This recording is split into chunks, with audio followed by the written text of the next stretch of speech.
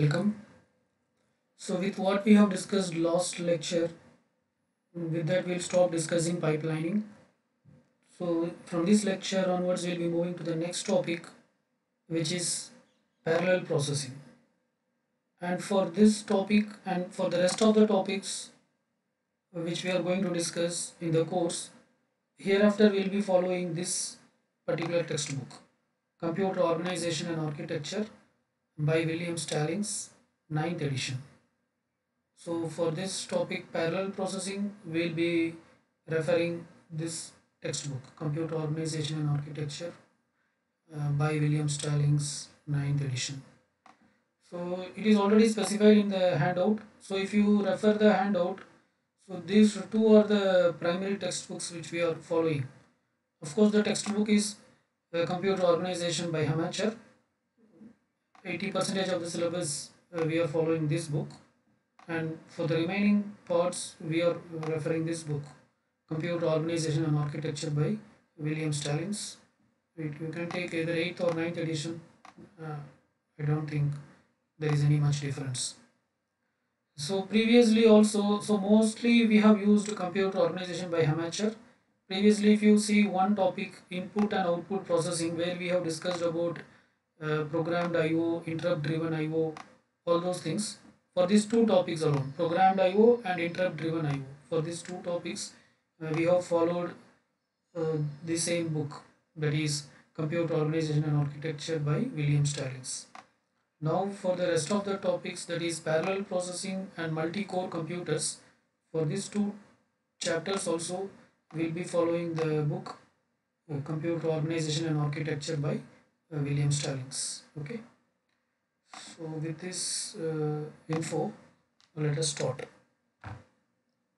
So the topic we are going to discuss is parallel processing, and this is the flow. So we'll be discussing this chapter under these headings. We'll be discussing this chapter under these headings. First, we'll be discussing something called as symmetric multiprocessors, which is one type of parallel processing system. And so, when you use symmetric multiprocessor, it will create a problem. That problem is called as catch coherence problem, and how to deal with that problem, that we'll be discussing. Followed by that, we'll be discussing next type of parallel processing, which is called as multi-threading and chip multiprocessors. And then we'll be discussing another type of parallel processing technique, which is called as clusters, where different independent computing units or different independent computers work in a cooperative fashion to achieve parallel processing. And then we'll be discussing another method of parallel processing called NUMA, non-uniform memory access technique, okay, where different processors will be taking different amount of time to access the memory. Whereas in SMP, symmetric multiprocessor, all processors can access the memory in more or less the same time. Whereas in NUMA, that is not the case. Different processors can access memory with a different delay. And the last topic we'll be discussing is vector computation. So this is the flow. So these are the topics we'll be discussing under parallel processing. So let us start. Okay. So before that, let me give a brief introduction. See, initially, uh, I mean, generally people view computer as a sequential machine. Generally, people view computer as a sequential machine. That is, it performs operations in a sequential fashion. Like it executes one instruction, then another instruction, and then another instruction, so on and so forth. But in reality, that is not the case. If you take the processor in a given time, it may get multiple commands. Like it may get command from different units. Like this is to be done, that is to be done, this is to be done. So uh, so in reality, it is not it is the things are not going in a sequential way. Okay. Or recently we have discussed about pipelining. In pipelining also, if you take a four stage pipeline, there is a fetch unit, there is a decode unit, there is a execution unit, and there is a write unit. So if the first instruction is in the decode stage, okay, the first instruction is in the decode stage, during that time fetch is free. So the second instruction can be fetched during that time. Second instruction can be fetched during that time. Okay, right? Similarly, say for example, if some other instruction ik, if ik is in the right stage, then execution is free. Then some other instruction is can be executing some instruction. Okay, so this is also a form of parallelism, because here we are assuming that we have only one fetch unit. The processor has only one fetch unit, one decode unit, one execute unit, and one write unit. Okay, it is as if you have only one resource of each are of different thing. So now what you are telling, we are telling that uh, I1, the instruction I1, let it use the decode unit. Instruction I2, let it use the fetch unit. Instruction IK, let it use the write unit. Instruction IS, let it use the execution unit. So all these are how it is happening at the same time. This happening at different time? No, all these are happening at the same time. Time is same. At the same time, somebody is fetching, somebody is decoding different instructions, which is not dependent on each other. Okay, so the I2 is fetching an instruction, I1 is decoding an instruction, IK is executing an instruction or writing an instruction, and IS is executing an instruction. This is also one form of parallelism. This is also one form of parallelism. Okay, or assume that, or going to the next level, say that you have two execution unit. You have two execution unit. Say that the processor is having two execution unit. So now it is not that you have one execution unit, you have two execution unit. Now if IS is executing, I may have another instruction IP. This also can be in the execution stage at the same time, because now we have two resources to perform the same functionality. I don't have just one unit to perform execution, I have two units to perform execution. So this can also happen. Okay, or if there are two decode units, then two instructions can be decoded at the same time. Say if there is another instruction IF, this can also be decoded while I1 is getting decoded. Okay, so there is no limit on this. There is no limit on this. You can have any number of uh, units with multiple copies. Okay, you can have units with multiple copies. uh, we have only hardware constraints, physical constraint. Other than that, logically it is possible. Okay, so this is also what this is also so if we are till now talking about one processor only, system with one processor only we are talking. Okay, so I have a system with one processor, but this processor has one fetch unit, two decode units, two execute unit, and one write unit. Then we can fetch we can decode two instructions at the same time, and also we can execute two instructions at the same time. Okay, provided they are not dependent on each other, provided if the output of one instruction is not dependent on the output of the another instruction. Okay, so all these are what, all these are form of parallelisms. Okay, but now here in this unit, what we are going to focus more in the sense, we will be not having single processor, rather we will be having multiple processors. So if you have multiple processors, say if you have four processors, say you have a computer and that computer is having four processors, processor 1, processor 2, processor 3, and processor 4. So now I am not having just one processor, we are having four processors. So say let us assume each of the four processor is using a four-stage pipeline. That is, they can fetch instruction, decode, execute, and write. Okay, so everything has this four fetch, decode, execute, and write. Processor P2 also has this. Processor P3 is also having this.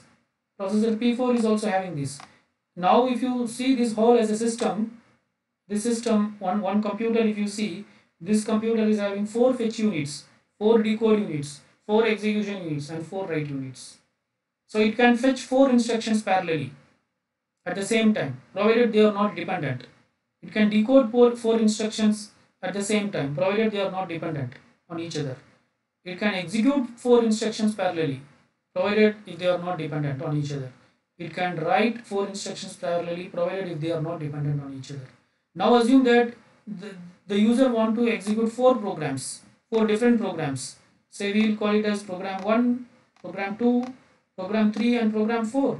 Now the operating system can easily do this job by just assigning one program to each processor. It will just allocate program 1 to processor 1, program 2 to processor 2, program 3 to processor 3, program 4 to processor 4. Okay, and say all these are more or less the program of same size, which will with respect to execution also it needs the same time. Then if each of them needs x amount of time, then the entire task can be completed in x time. Okay, because now we don't have the constraint of one processor, we have four processors. So all these four processors can complete the job almost more or less at the same time. Okay, so this is what at the top level we are discussing. We are going to discuss about parallel processing. Okay, fine. So with this introduction, let us move into the actual topic. So basically, multi-processor organization, that is system with more than one processor, it can be of different organization styles. So that is given by a, a particular scientist or a researcher, you can say, called Flynn, and it is called as Flynn's taxonomy.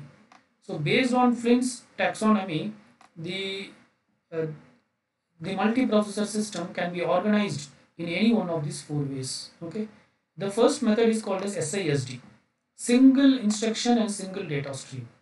Actually, in fact, this is not a multiprocessor at all. This is the very basic model which is proposed under Flynn's taxonomy, which says single instruction stream and single data stream, which means that there is only one instruction and there is only one data, one instruction stream. I mean, at a time the processor is going to execute only one instruction, and it is going to operate only one set of data on one set of data. Okay, one set of data, it's not just one data. So it is the processor is going to operate just on one instruction and one set of data. Say if the instruction is a plus b, this is the only one instruction the processor is going to execute. If maybe it will get the value for a and b. If a value is 2 and b value is 3, it is going to compute as a plus b is 5. Basically this falls under uniprocessor system, uniprocessor category. Okay, there is a single processor executing a single instruction stream to operate on data stored in a single memory. Okay, so this is a typical personal computer does without multiprocessing at all. There is only one processor which executes one instruction at a time with the relevant data. Okay? So that is what is called a single instruction and single data stream. And coming to the next case, it is single instruction multiple data stream. Single instruction multiple data stream. Here we have more than one processor. Here we have more than one processor. Say simplicity case, we have two processors. Instruction is single. See, instruction is single, but data is multiple. Okay, so let us assume the instruction is, say this is instruction, I represents instruction, this is data. So both these instructions are same, so that I have given I. Data, coming to data, this data may be different. This is D1, but this is D2. Okay, so say for example I, the instruction is, this is the instruction, C is equal to A plus B, which means what? Add the content of A and B and store it in C. That is what it says, right? Now we have two processors. This is processor P1 and this is processor P2 in the same system. For processor P1 also you are giving this same instruction C equal to A plus B. For processor P2 also you are giving the same instruction C equal to A plus B. But the data were different. For processor P1, say for the processor P1, this is the data which you are giving. This data 1. Okay, what is the data 1? Say for example, you may say that A is 2 and B is 3. A is 2 and B is 3. This is with respect to processor P1 because it is D1 data 1. Okay. Whereas data 2 which corresponds to P2, data 2 which corresponds to P2, it will not be same as P1. In case of D2, say A will be 25 and B will be 65. Okay. Now both this processor is going to perform the same operation. That is, they are going to execute the same instruction C is equal to A plus B. But the data on which they are going to operate is different. P1 is going to operate on these two data, 2 and 2 or 2 and 3, whatever it may be. Okay. Whereas P2 is going to operate on the data 25 and 65. So P1 will give a result 5. So processor P1 will have its own registers, right? So in the say all these A, B, C are general purpose register. So in processor P1, C will be the register C will contain the value 5 after that. But in processor P2, the result will be what? 65 plus 25 is 90. So the register C will hold the value 90. Okay. So this type of arrangement is called as what?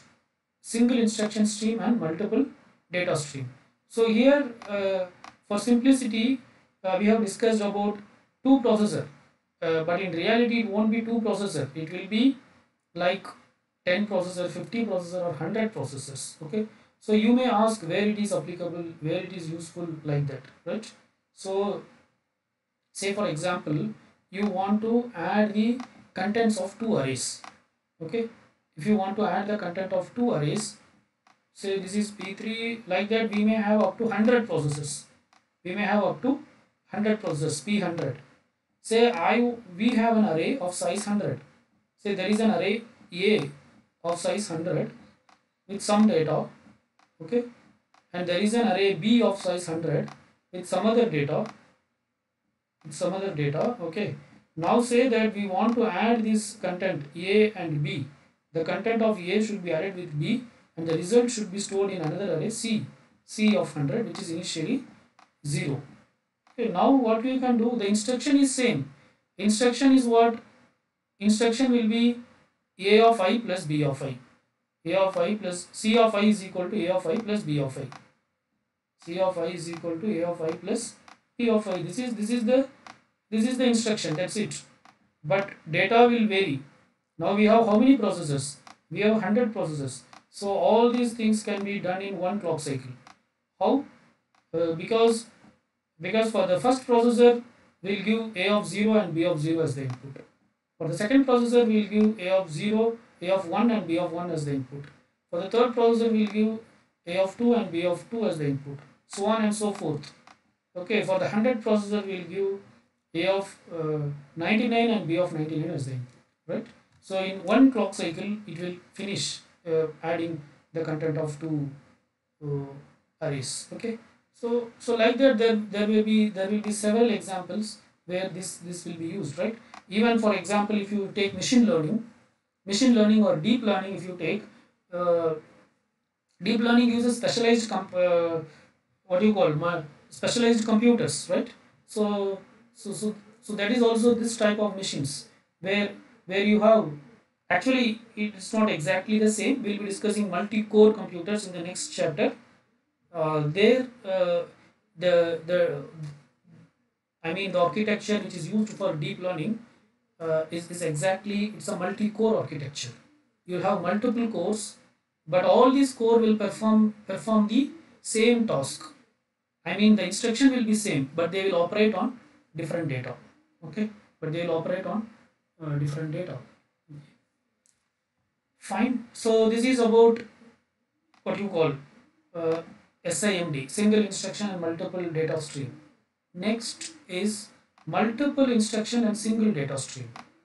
Multiple instruction and single data stream.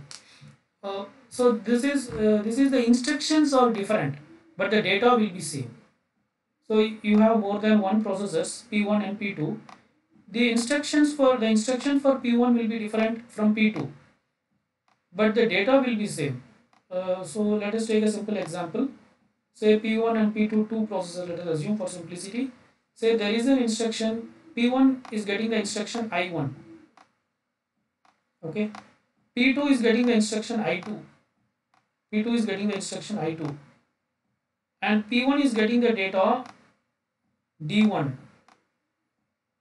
Sorry, D. Okay, there is only one data because it is multiple instruction single data stream. And P2 is getting the data D. Okay, both the data are same, but the instructions are different. Let us assume the instruction 1 is something like this. What C is equal to A plus B. So it means add the content of A and B and store it in C. This is instruction 1.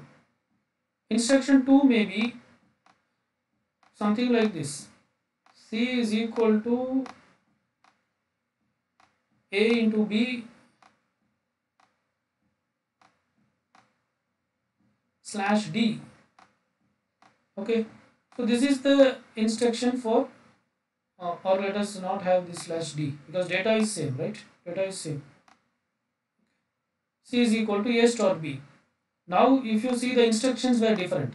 The I1 instruction is A addition, whereas for I2 the instruction is multiplication, but the data is same. D is what? D will be same. So D will be data will be say 4 comma 7, that is A is 4 and B is 7. So I1 will perform addition and it will give a result 7 plus 4 11, whereas I2, that is a process P2, will perform multiplication and it will give the result 28.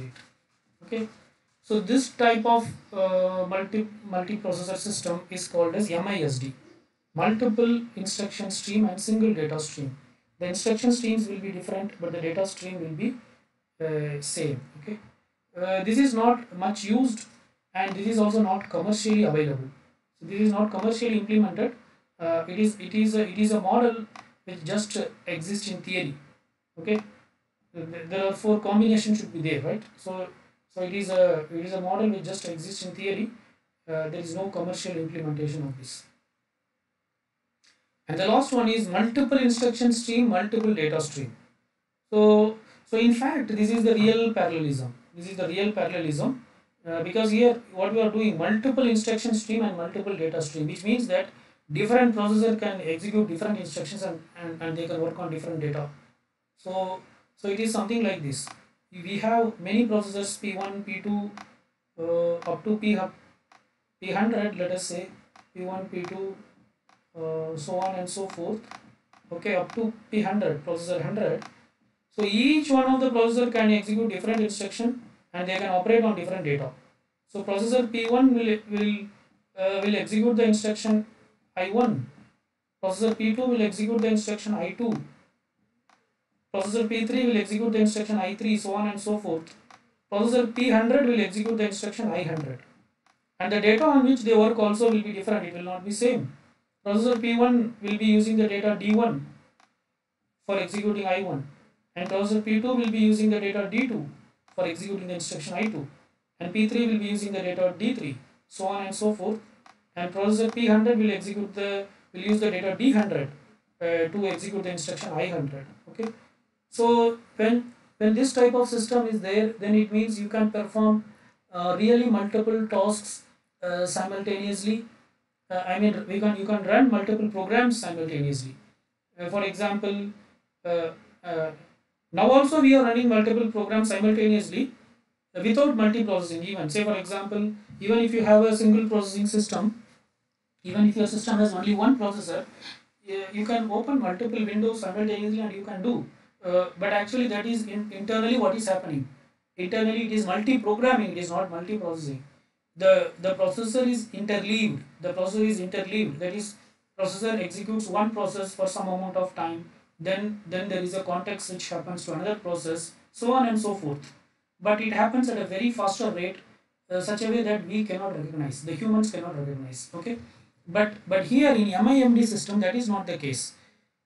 There are different processors to do different jobs. So now if I want to open 2 programs in my system, 3, say I want to open WSL and I want to write a program, so that job will be taken care by one processor. Parallelly, I want to open PowerPoint and I want to make some PPTs, so that will be taken care by another processor. Okay, PPT.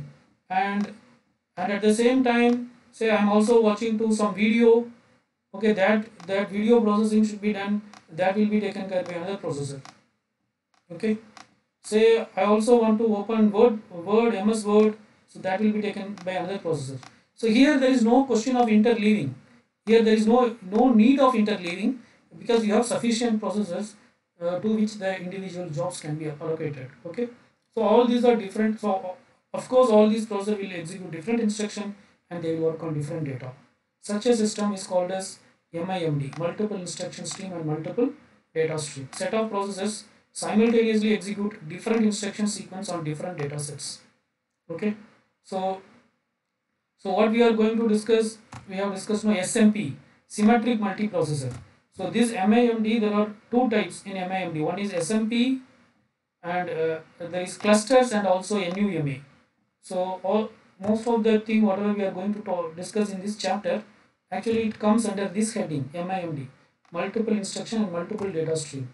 SIMP will be discussing, because of SIMP we will face a problem that is called as cache coherence, and then we will be discussing clusters, and then we will be discussing NUMA. All these three basically it comes under all these three techniques, basically it comes under MIMD. It comes under one heading called as MIMD, multiple instruction stream and multiple data stream. Okay, fine. So this is what Flynn's taxonomy about multiprocessor organization. Okay, so further we'll have more clarity on this. So these are the four categories of processor organization: SISD, SIMD, MISD, and MIMD. So in SIMD, single instruction stream and multiple data stream, there is one instruction stream and multiple data stream. Here there are, this again it can be further classified into two types. One is called as vector processor, and the other one is called as array processor. It can be either categorized as vector processor or array processors. So we have discussed an example with array, right? One instruction with multiple data. An array of data can be processed at the same time. Okay. Similarly, if you see MIMD, this can be further classified into two types. Or MIMD is what we have different processors, and each of these processor can execute, I mean, different instruction, and they can work on different data. So that is the idea. Okay, but this actually comes in two different flavors. The one flavor is all of these processor will use a common shared memory. The memory will be shared. They don't have individual separate memory. Processor P1, processor P2, P3, P4, or up to P100. Everything will use the same shared memory. Everything will use the same shared memory, and that concept, everything will use the same shared memory. That concept is called as uh, shared memory tightly coupled. That concept is called as shared memory tightly coupled. Okay, that is, they all have a common shared memory. Okay, right? So again if they have a shared memory, this can be further classified into two categories. One is called as SMP, symmetric multiprocessor. Another one is called as NUMA, non-uniform memory access. Okay, so MIMD can be of two types. MIMD can be with shared memory or with distributed memory. Okay, if it is with shared memory, the basic version of MIMD with shared memory systems is called as SMP, symmetric multiprocessor, and the other version of MIMD with shared memory is called as NUMA, non-uniform memory access. Okay, if MIMD is not of shared memory type, then that kind of category is called as distributed memory. With distributed memory, what happens in the sense, there is no shared memory. Different processor will have its own memory. Processor P1 will have its own memory. Okay, processor P1 will have its own memory M1. Processor P2 will have its own memory M2. Sorry, processor P1 will have its own memory M1. Okay, processor P2 will have its own memory M2, so on and so forth. Like that, every processor will have its own memory. Okay, processor P2 will have its own memory. This is M1. This is M1. Processor P2 will have its own memory M2, and processor P3 will have its own memory M3. So like that, every processor will have their own memory. So that model is called as NUMA, non-uniform memory access. Each of these processor will have their own memory. Okay, so that is called as non-uniform memory access. So why it is called as non-uniform memory access means, for example, processor P1 can access this memory at no time because it is a part of processor P1. Okay, it has its own memory. But if processor P1 want to access M2, which is P2's memory, then it will take time. Okay, for example, processor P1 can access M1 maybe less than one clock cycle, but if it want to access M2, it may take more than 3 or 4 clock cycle. So because of that organization, it is called as non-uniform memory access. Sorry. We are, if we sorry, I'm sorry. So this is clusters, distributed memory. Okay, right. So shared memory itself of two types: symmetric SMP multiprocessor and NUMA, non-uniform memory access. So this definition of non-uniform memory access we will see later. But in distributed memory, distributed memory in the sense loosely coupled, that is, every processor will come with their own memory. P1 will have its own memory, P2 will have its own memory, like that every processor will have its own memory. So that type of model is called a distributed or loosely coupled model, and we have one type of systems here which is called as clusters. So these are the categorization. So this diagram further clarifies whatever we have discussed so far. So this is the case of SISD. So in SISD we have a single control unit which is connected with the single processing unit. That is, basically we have only one computer. We have only one computer. So CU represents control unit. Control unit is the one which provides the instruction. IS represents instruction stream. It provides the instruction stream to the processing unit. And processing unit, it takes the instruction from the control unit and it fetches the data from the memory unit and it performs the job. And finally, it may write the result also to the memory unit. This is a normal SISD or like a normal uniprocessor system. Okay. So this is how SISD works. Next, coming here, this is SIMD, single instruction multiple data stream with distributed memory. Again, the memory can be distributed either with SIMD or with MIMD. In SIMD also you may have a distributed memory organization, or you may have an, what you call, either you may have a distributed memory system or you may have a shared memory system. Okay, so here we assume that SIMD with distributed memory. So SIMD means what? Single instruction stream and multiple data stream. So uh, so here you see the control unit is one. There is only one control unit because the instruction is going to be same, single instruction stream. Only one instruction everybody is going to execute at a given time. All the process is going to execute only the same instruction. So that instruction is given by the control unit. But the data is going to be different. But the data is going to be different. So different processing units has different memory units. Processor P1 has its own memory, P2 has its own memory, Pn has its own memory. Okay, processor can also be called as processing unit. Okay, Pu has its own memory, Pu1 has its own memory, Pu2 has its own memory, up to Pun has its own memory, and the data comes from here. So the instruction is same, but they will work on different data. Okay, so so typically an SIMD will follow distributed memory because each of the processing unit they need different data. Okay, they are not going to work on the same data. So typically they will follow a distributed memory. They won't be following a shared memory. So this is about SIMD. Okay, MISD, multiple instruction stream and single data stream. So that is not commercially implemented. So we are not going to discuss the detailed diagram of that. Then this is MIMD with shared memory. So you can see this MIMD with shared memory. What do you have? We have different control units. There are different processing units, PU, processing unit 1, 2, up to processing unit N. And each of these has its own control unit, CU1 to CUN, because we have multiple instruction and multiple data stream. Okay, so each of these I mean, each of these unit provides its own instruction. CU1 provides its instruction to PU1, CU2 provides the instruction to PU2, so on and so forth, up to CUN provides the instruction to PUN. And each of them will be using different data. So that data, if it comes from the shared memory, if this data is coming from the shared memory, then that type of model is called as MIMD with shared memory. Okay, under shared memory we have two categories. What is that? One is the most common form of MIMD with shared memory is this SMP, symmetric multiprocessor. And the recent development what we have is NUMA, non-uniform memory access. Okay. If MIMD is used with distributed memory, so this is the case of MIMD with distributed memory. Here you have different CU, each processor has its own control unit and has its own local memory. LM represents local memory.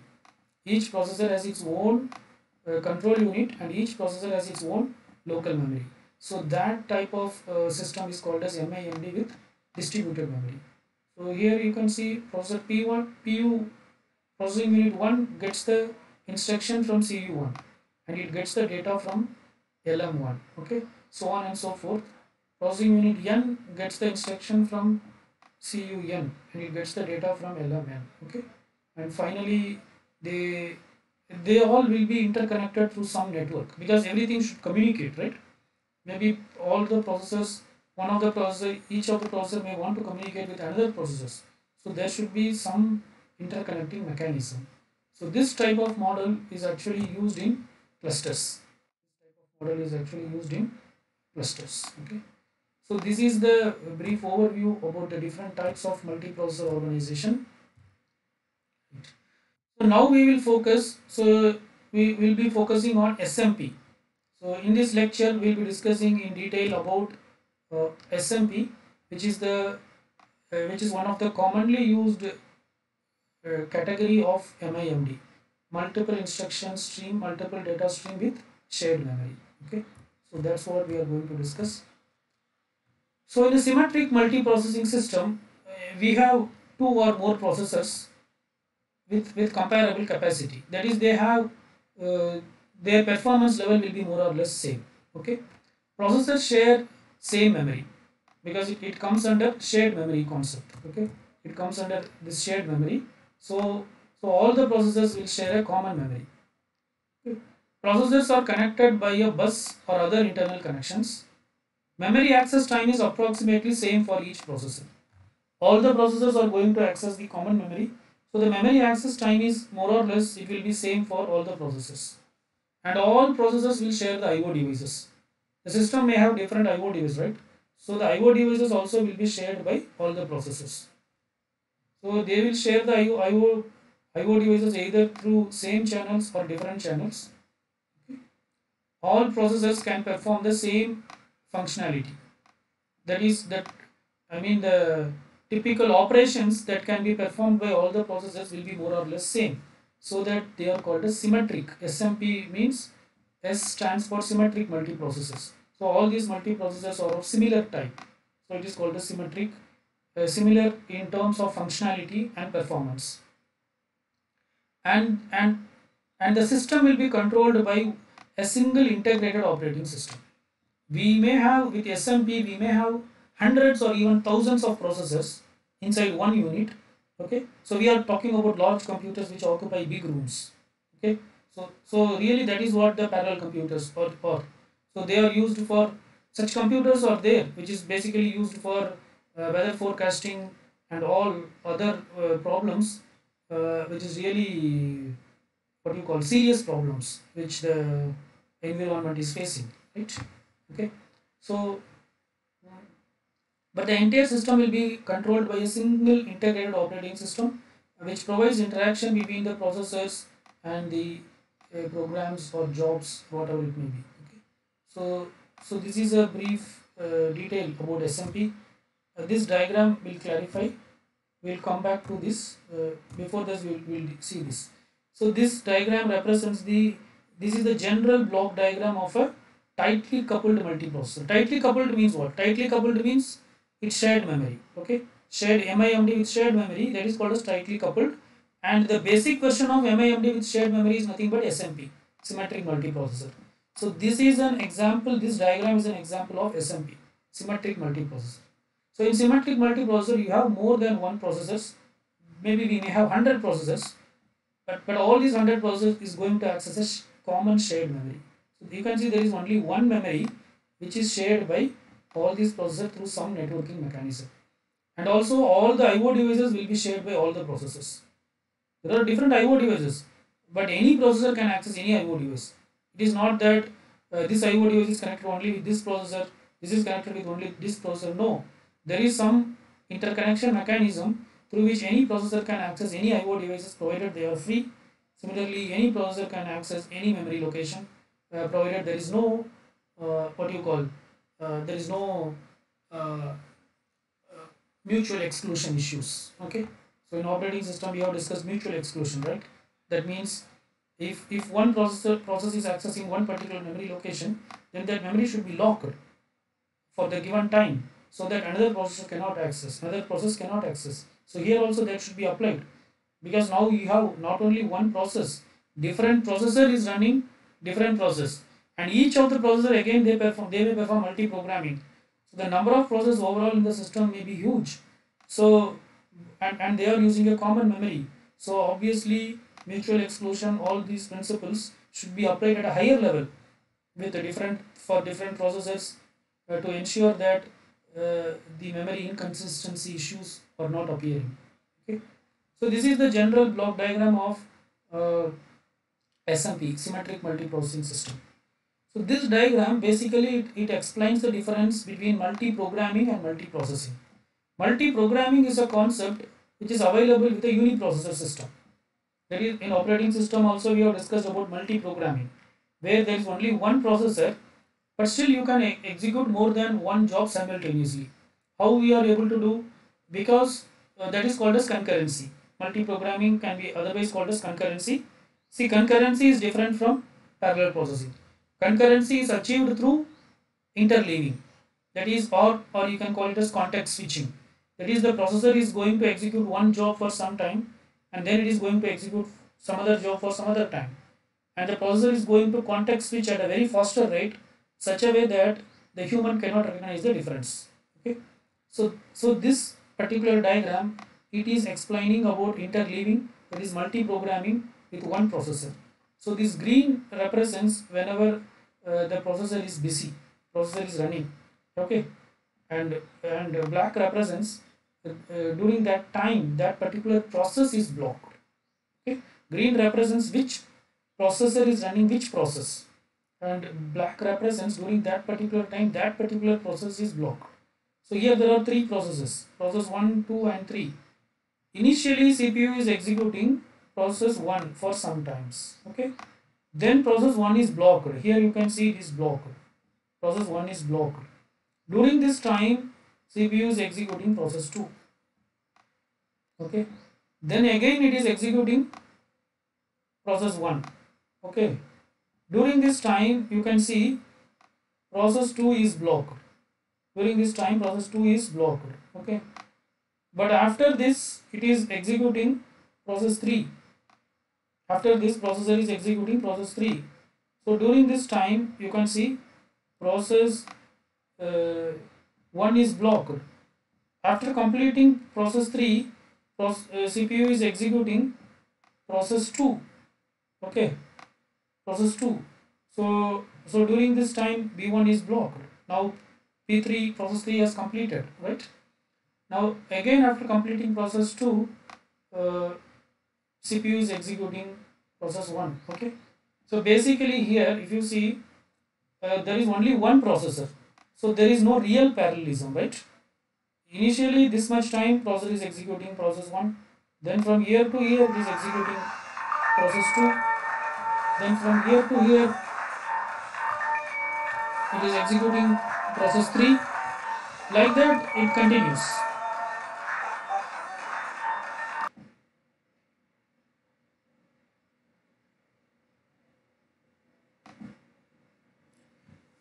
Yeah, so here actually there is no real parallel processing, right?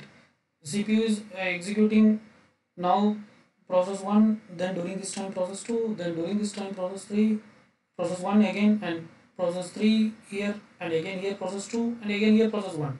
But actually the user perceives this to be parallel processing. Okay, user cannot sense that because it is going at a very faster rate. Okay, so this is what is called as multi-programming, where actually there is only one processor is involved. Okay.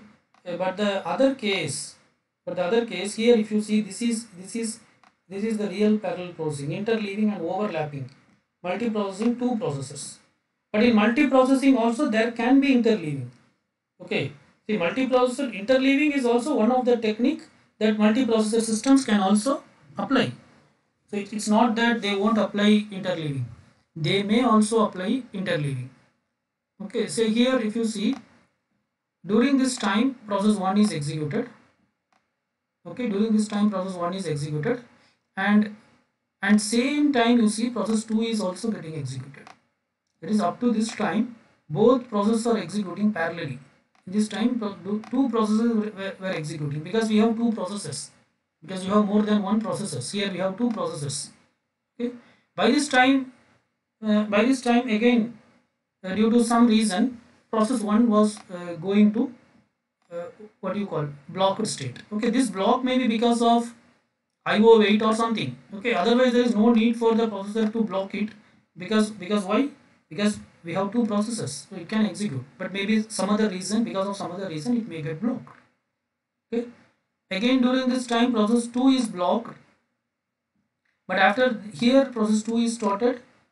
Okay, here process 2 is blocked, and process 3 is executing. This is interleaving. This part is interleaving, because we have only two processes, but we have to execute three processes. Okay, there are only two processes, but you should execute three processes. So there is some interleaving and also some overlapping. Wherever overlapping comes, that is true parallelism. Here if you see, again process 2 is executing from here to here, and process 1 is also executing from here to here. So this portion is again what? Parallel execution. Two processes were executing simultaneously, and at last here it is only one process is executing, during this time. Okay, so this is about what you call so this is about this is the difference between multi-programming and multi-processing. Okay, right. And so previously we have discussed about the general block diagram of a tightly coupled multiprocessor. That is mainly we have discussed about what you call we have discussed about SMP, symmetric multiprocessor. Okay, this symmetric multiprocessor, this is the general block diagram. It can be further represented like this: symmetric multiprocessor organization. This is a detailed diagram of that. So here you can see there is only one bus. It is only one bus which should be shared by everybody, and you have many processors. So how we are going to share this bus? And there will be only one bus master at a time.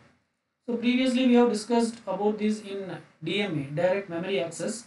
There we have discussed that every IO controller may have some of the IO controllers may have the DMA capability.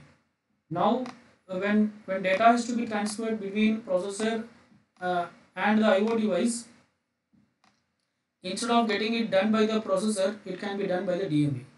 So but DMA should first claim the bus. It should get the bus. So how it will get the bus? So that technique is called as bus arbitration. So there are two types of bus arbitration technique we have discussed: centralized arbitration and distributed arbitration, all those things. The same thing is applicable to here also. Here apart from DMA, we may also have DMA, because each of the IO device, some of the IO device may have DMA capabilities. So we may have some DMAs. Apart from DMAs, now we don't have one processor, we have many processors. We have hundreds of these processors. So but only one processor can use the bus at a time. Are you getting? Only one processor can use the bus at a single time. So who should get the bus? So for that we have to use some bus arbitration technique. Either you should go for a centralized arbitration technique or a distributed arbitration technique. Using that technique, it will be decided like who will be the bus master, and that person will hold the bus. Okay, and and in case of symmetric multiprocessor system, as you are using common memory, every time if the processor is fetching the instruction from the memory, then instruction is coming from the control unit, but if it is fetching the but to the control unit also, from where the instruction will come, from memory, right? So if every time the processor is fetching the instruction or data from the main memory, it will take a lot of time.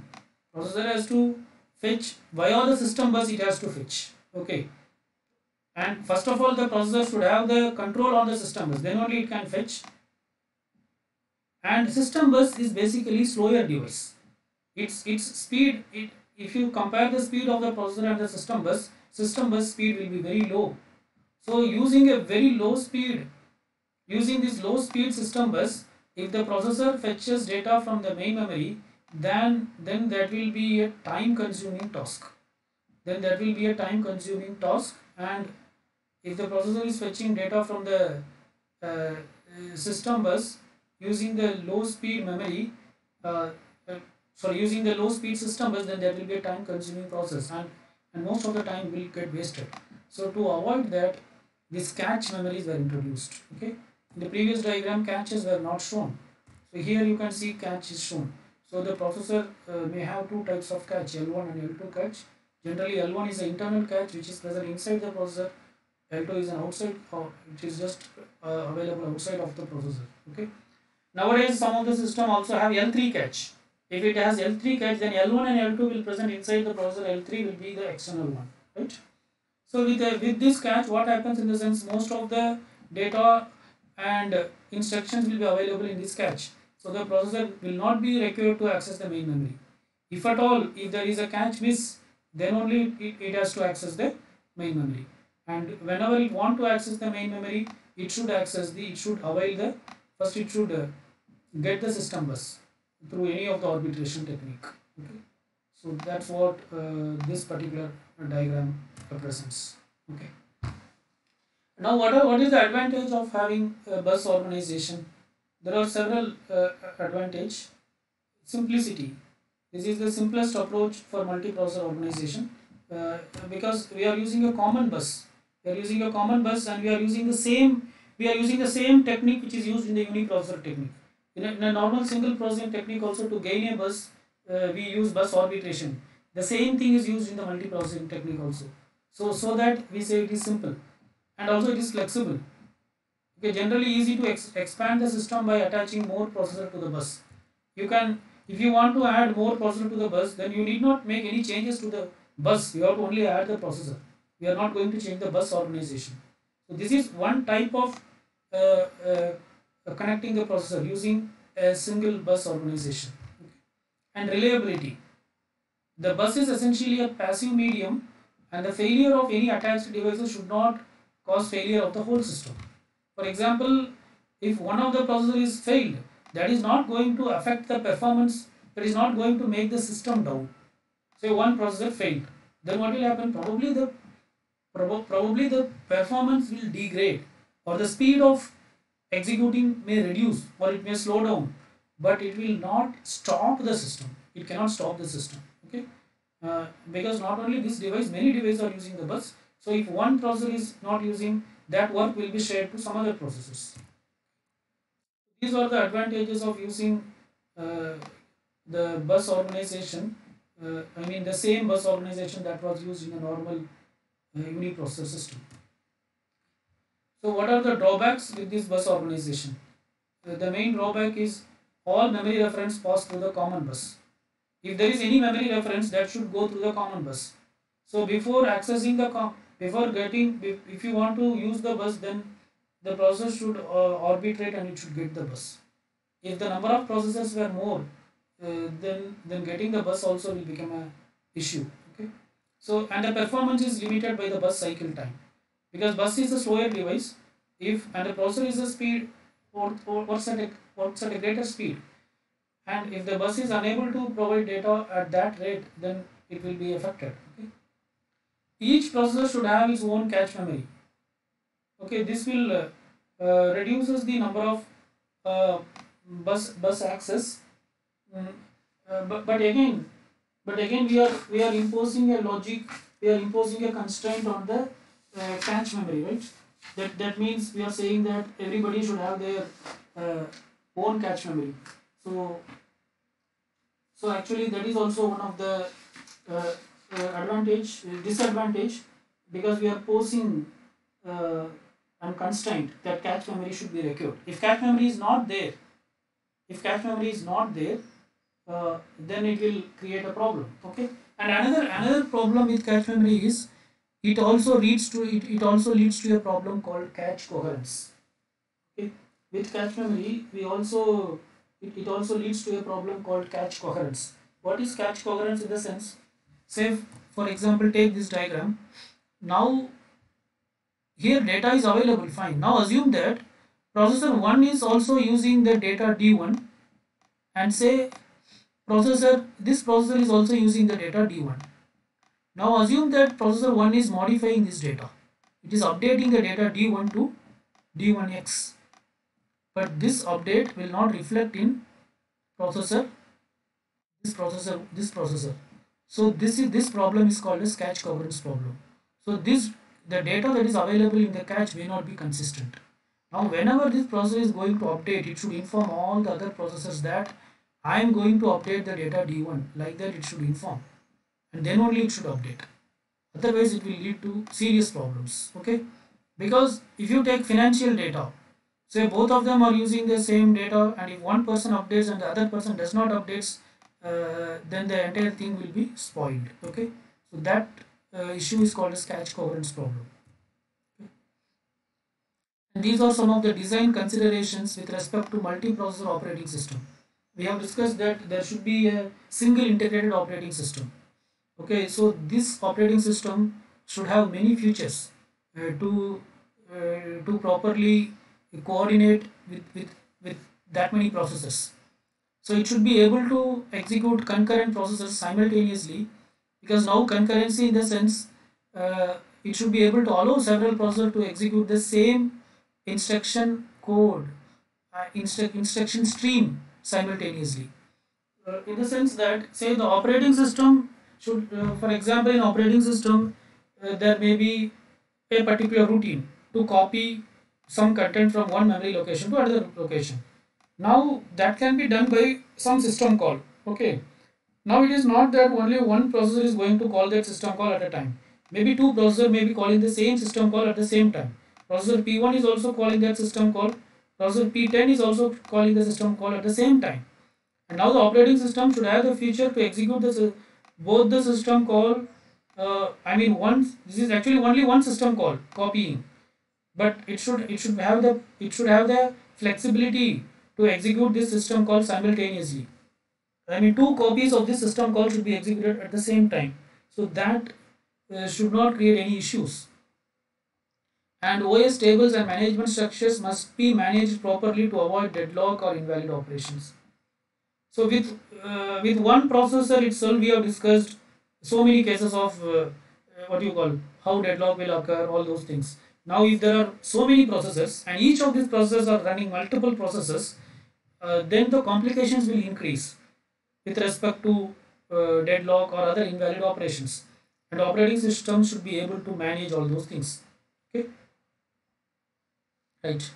And scheduling, all the processors should be able to perform scheduling, and they also should be able to perform scheduling without creating any conflict. Okay, synchronization. Synchronization means, say for example, processor P1 is currently accessing the IO device IO1, some particular IO device, say IO device 1. Now it means that nobody else should be allowed to access IO device 1. Now so this is called as mutual exclusion. Until processor P1 releases IO device 1, nobody else should be allowed to use IO device 1. Okay.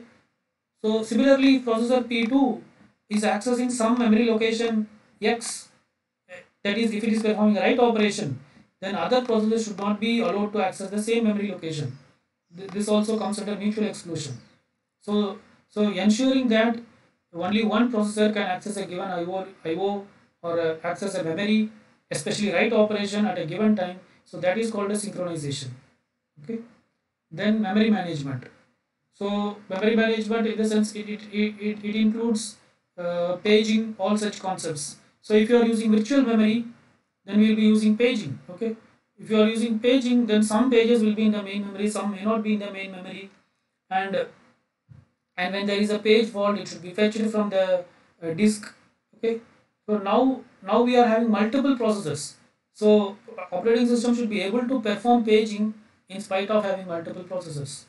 And then reliability and fault tolerance, that is, if there is any hardware failure, OS should provide graceful degradation in face of processor failure.